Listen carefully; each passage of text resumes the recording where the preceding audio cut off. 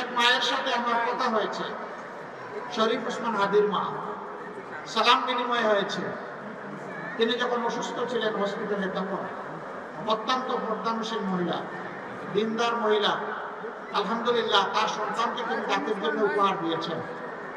হাদি দুনিয়া থেকে চলে গিয়েছে, কিন্তু কোটি কোটি হাদি সে তৈরি করে রেখে গেছে। হাদিরা বেঁচে থাকলে বাংলাদেশ পথ হারাবে না ইনশাআল্লাহ।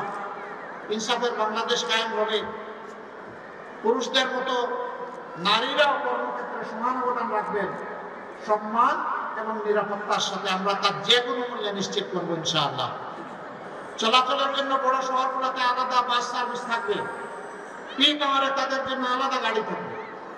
পুরুষদের অসুবিধা নাই, মাইলের পর মাইল হাঁটবে, বাইক চালাবে, বাইসাইকেলে আসবে, পাবলিক ট্রান্সপোর্টে উঠবে, ঠেলাঠেলি করে, সমস্যা নাই।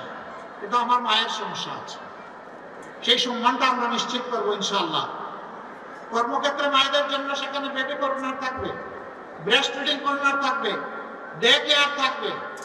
এইসব ব্যবস্থাও নিশ্চিত করা হবে। পর্যাপ্ত পরিমাণে একটা সংখ্যা যদি সেখানে মায়েদের অবস্থান থাকে, একেবারে কম হলে করাটা কঠিন হবে। পর্যায়ক্রমে সব ইনশাআল্লাহ আমরা করবো।